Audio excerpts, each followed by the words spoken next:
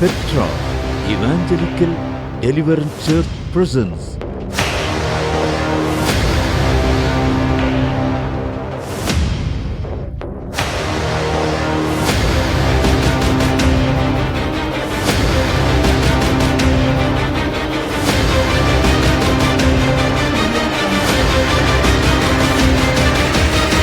தீர்க்க தரிசன சத்தம், prophetic voice.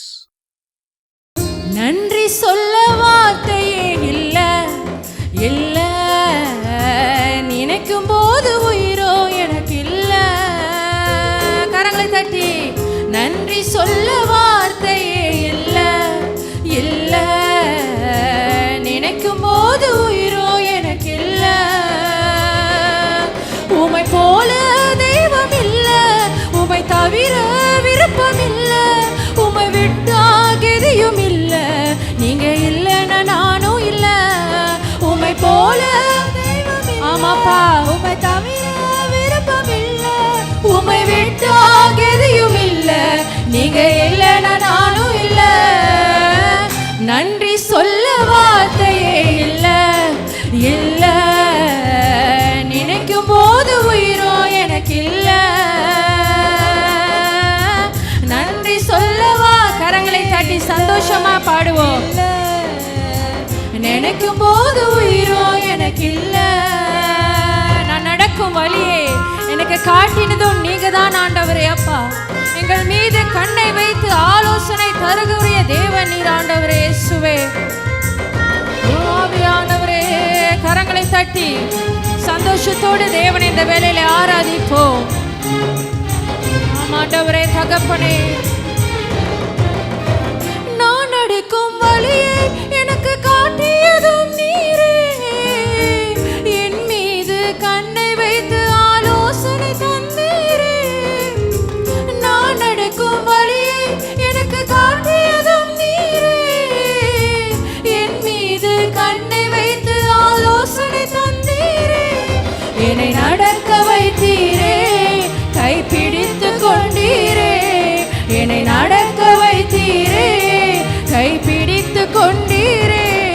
உமை போல தெய்வம் இல்ல, உமை தவிர விருப்பம் இல்ல, உமை விட்டா கெதியும் இல்ல, நீங்க இல்லைன்னா நானும் இல்ல. உமை போல தெய்வம் இல்ல, உமை தவிர விருப்பம் இல்ல, உமை விட்டா கெதியும் இல்ல, நீங்க இல்லைன்னா நானும் இல்ல. நன்றி சொல்ல வார்த்தையே இல்ல இல்ல, நினைக்கும் போது உயிரோ எனக்கு இல்ல. நன்றி சொல்ல வார்த்தையே இல்ல இல்ல, நினைக்கும் போது உயிரோ எனக்கு இல்ல. குப்பையில் இருந்த நம்மை உயரத்திலே உயர்த்தி வைத்த தேவனாக அவர் இருக்கிறார். தாழ்வில் இருந்த நம்மை தூக்கி எடுத்த தேவன் உலையான சேற்றிலிருந்து நம்மளை உயர்த்தி கண்மலை மேலே நிறுத்தி இருக்கிறார். ஆமாப்பா, நன்றி ஆண்டவரே. குப்பையில் இருந்து என்னை உயர்த்தி வைத்தீரே, ராஜாக்களோடு என்னை அமர செய்தீரே. குப்பையில் இருந்து என்னை உயர்த்தி வைத்தீரே, ராஜாக்களோடு என்னை அமர செய்தீரே. என்னை அடக்க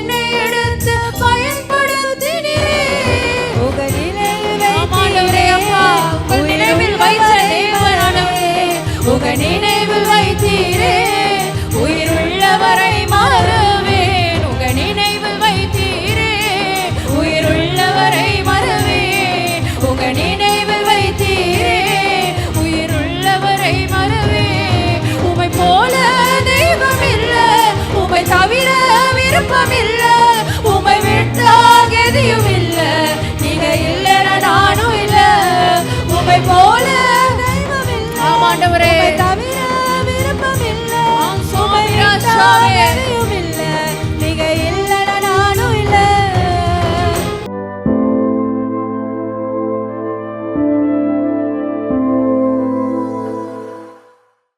1 பேதுரு 1:12, எபிரெயர் 12:25, மத்தேயு 10:20 ஆகிய இந்த 3 வசனங்களை வாசிக்கும் பொழுது பேசுகிறது நீங்கள் அல்ல, பரிசுத்த ஆவியானவரே உங்கள் மூலமாக பேசுவார் என்று எழுதப்பட்டிருக்கிறபடி இந்த நாளிலே தேவன் அடியனோடும் கூட இருந்து அடியனையும் ஒரு வாயாய் பயன்படுத்துவதற்கு என்னை நான் முழுவதுமாக இந்த பலிபீடத்தில் ஒப்பு கொடுக்கிறேன். அல்லேலூயா. இந்த மாலை வேளையிலே தேவன் நம்மோடு கூட பேசும்படியாய் தெரிந்து கொண்ட தேவ செய்தியின் தலைப்பு இதோ ஒரு ரகசியம். 1 தீமோத்தி 3 வசனம் 16 இந்த தேவ செய்திக்கு திறவுகோள் வசனமாக வாசிக்க போகிறோம்.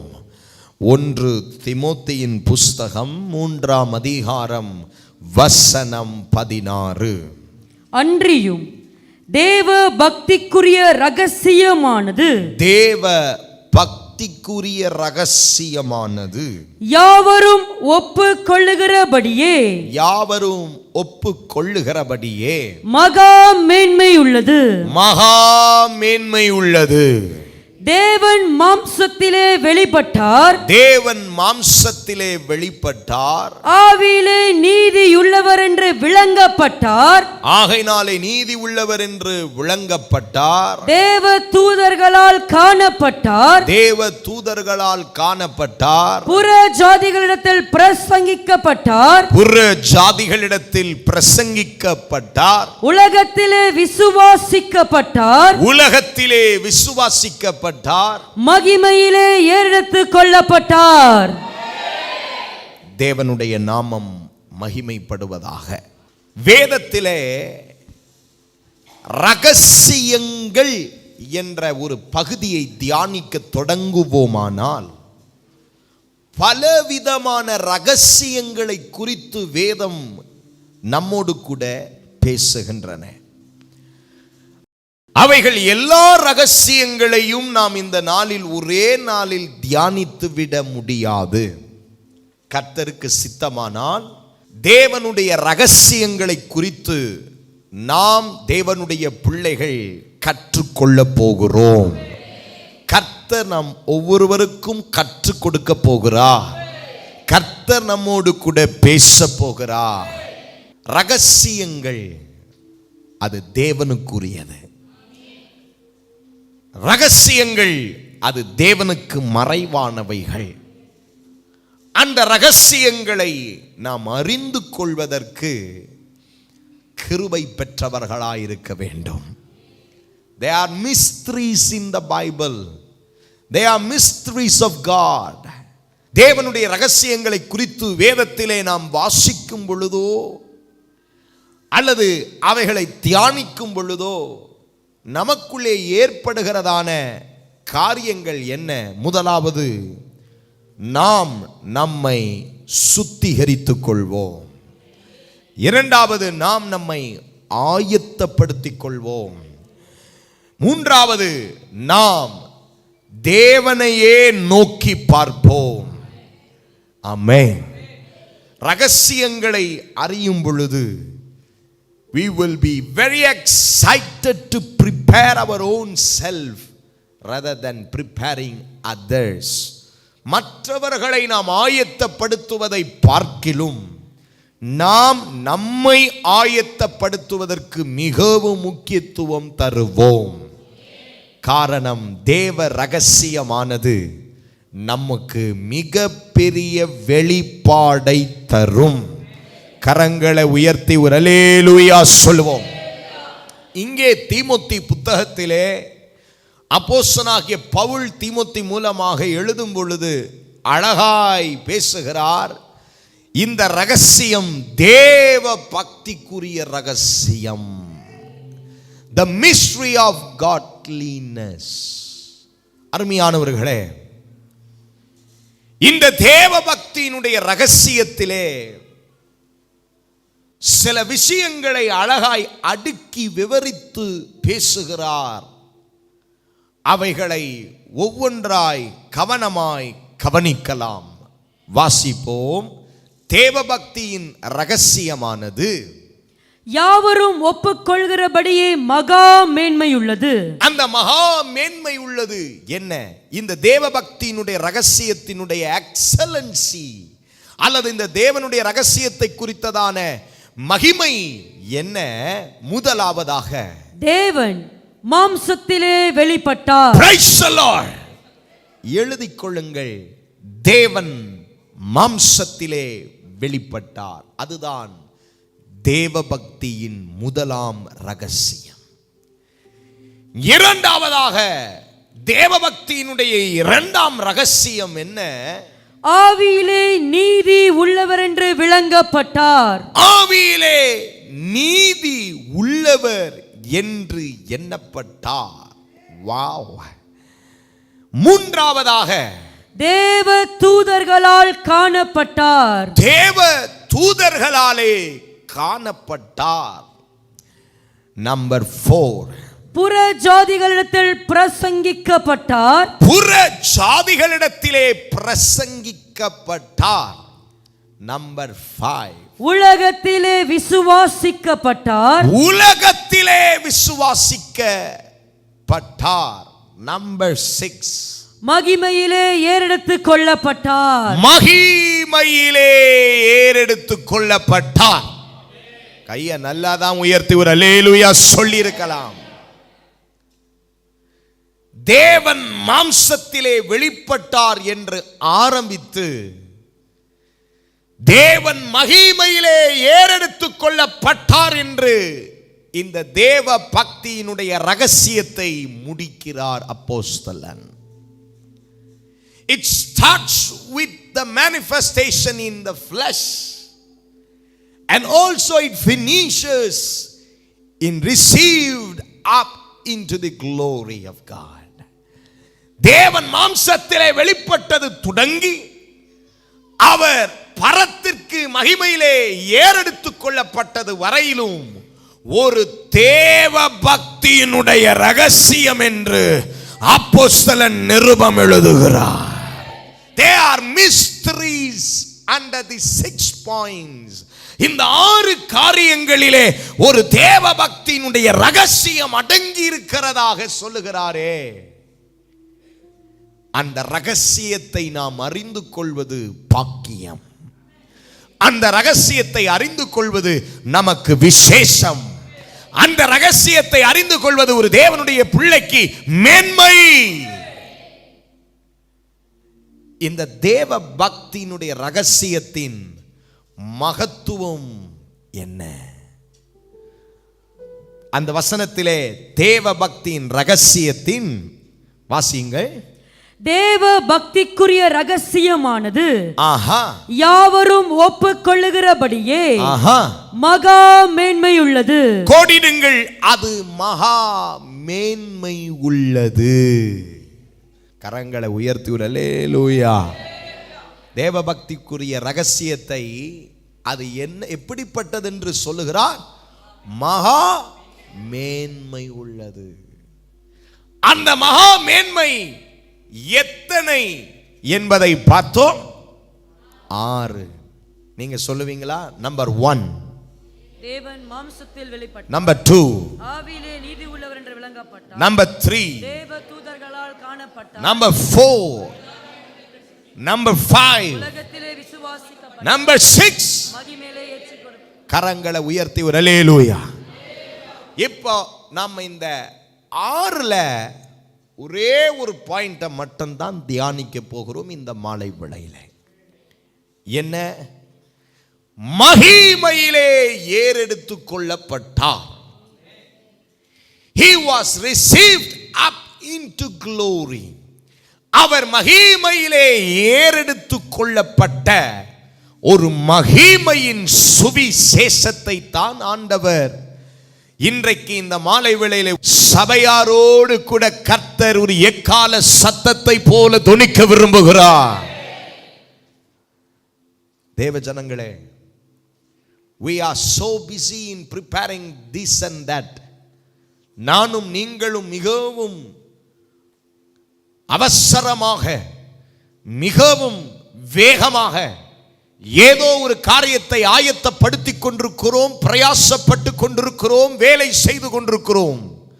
ஆனால் ஆண்டவர் இந்த 2025 ஆண்டிலே உன்னை இந்த பூமிக்குரியவைகளை அல்ல, மேலானவைகளை பார்க்கும்படியாக உங்கள் கண்களை திசை திருப்ப விரும்புகிறார்.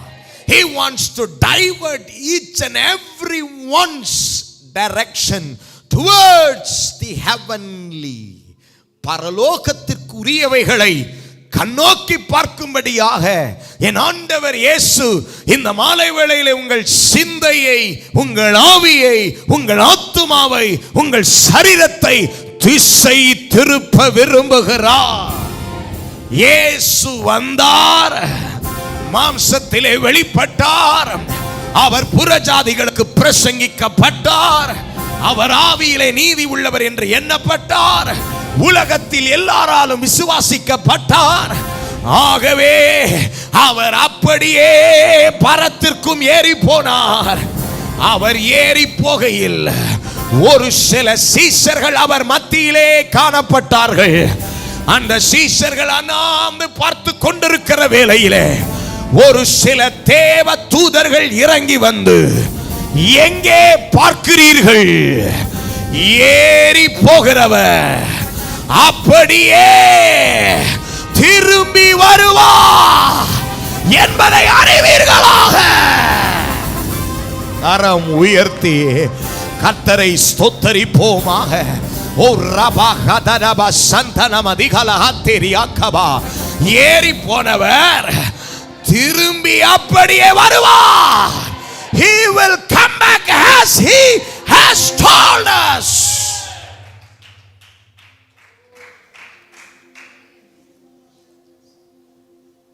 அவர் எப்படி போனாரோ அவர் அப்படியே திரும்பி வருவார். We are getting into the very crucial moment of our life. நானும் நீங்களும் ஒரு மிகவும் முக்கியமான காலகட்டத்துக்குள்ளே பிரவேசித்திருக்கிறோம் என்பதை ஆண்டவர் இன்றைக்கு சபைக்கு தூது விளம்புகிறார். என்னங்க அந்த முக்கியமான காலகட்டம்? போனவர் வருவேன் என்று சொன்னாரே, அவர் வரப்போகிறார். அவருடைய வருகையே அந்த முக்கியமான காலகட்டம். உங்களுக்கு மிகவும் முக்கியமான ஒரு மகிமையின் சுவிசேஷத்தை அறிவிக்க போகிறேன். அது ஆண்டவராகிய இயேசு கிறிஸ்துவினுடைய இரண்டாம் வருகை. The second coming of Jesus Christ. இயேசு கிறிஸ்து சீக்கிரமாய் வரப்போகிறாரே, அவருடைய வருகையை உங்களுக்கு திட்டமும் தெளிவுமாக போதிக்கும்படியாய் விரும்புகிறேன். சபையில அபிஷேகம் பண்ணப்பட்ட நாம், ரட்சிக்கப்பட்ட நாம், இயேசுவை தெய்வமாய் கொண்டிருக்கிற நாம் இதிலே மிகவும் தெளிவு உள்ளவர்களாய் இருக்க வேண்டும். எதிலே? இயேசு திரும்பி வருகிற சத்தியத்திலே. We are spending this much of time. We are being restless. We are investing too much of our strength. நம்முடைய நேரத்தை, நம்முடைய செலவினங்களை, நம்முடைய பலனை எல்லாவற்றையும் செலவழித்து கொண்டிருக்கிறோமே. எதற்காக? Church, do not forget about your mission. சபையே, உன்னுடைய லக்கை குறித்து, உன்னுடைய தரிசனத்தை நீ மறந்து விடாதே. நாம் எல்லாரும் பிரயாசப்படுவது ஒரே ஒரு காரியத்திற்கு. அது ஒன்றுதான், அவர் வருகையில் நாம் எடுத்துக்கொள்ளப்பட வேண்டும். வேற எதற்காகங்க நாம் ரட்சிக்கப்பட்டோம்? எதற்காக இயேசுவை தெய்வமாக அறிந்து கொண்டோம்? எதற்காக இன்றைக்கு சபைக்குள்ள வாரம் வாரம் வந்து உட்காருகிறோம்? There is an ultimate reason for each and every investment that we are doing in the kingdom of God. எதற்காக? ஒரே ஒரு விஷயத்திற்காக தான். ஆண்டவர் இயேசு ஒரு நாள் ரகசிய வருகையிலே வரும் பொழுது நாம் நம்முடைய வீட்டில் தரித்திருக்க கூடாது. நம்முடைய வீடுகள் அன்றைக்கு காலியாய் இருக்க வேண்டும். இருவர் படுக்கையிலே படுத்திருப்பார்கள், ஒருவர் போவார்கள், ஒருவர் இருப்பார்கள் என்ற சத்தியத்திலே என் வீட்டில் ஒருத்தர் கூட கைவிட்டப்படக்கூடாது என்கிற தரிசனத்திற்காகத்தான் நாம் இந்த நாளிலே சபைக்கு கூடி வந்திருக்கிறோம். கைவிடப்படுதல் என்பது என் வாழ்க்கையிலோ என் பிள்ளைகளுடைய வாழ்க்கையிலோ என் சந்ததியிலேயோ நடந்துவிடக் கூடாது என்பதற்காகத்தான் கர்த்தரை தேடி இந்த மாலை வேளையிலே வந்திருக்கிறோம். நான் அந்த ஊழியம் செய்கிறேன், நான் இந்த ஊழியம் செய்கிறேன். No matter what ministry that we all are doing, அவருடைய வருகையிலே விசாரணை செய்யப்படும் பொழுது ஒன்றையும் அவர் விசாரிக்க மாட்டார். இவ்வளவு ஊழியம் செய்தாயே வா என்று கூப்பிடுவார் என்று நம்புகிறீர்களா? இல்லை. இவ்வளோ ஆத்துமாக்களை ஆதாயம் பண்ணாயே வா என்று கூப்பிடுவாரா? இல்லை. ஆண்டவர் உங்களை எழுந்து நின்று வரவேற்க, அவர் தம்முடைய சிங்காசனத்தை விட்டு எழுந்து நின்று உங்களை வரவேற்க உங்களை நீங்கள் ஆயத்தப்படுத்த வேண்டும்.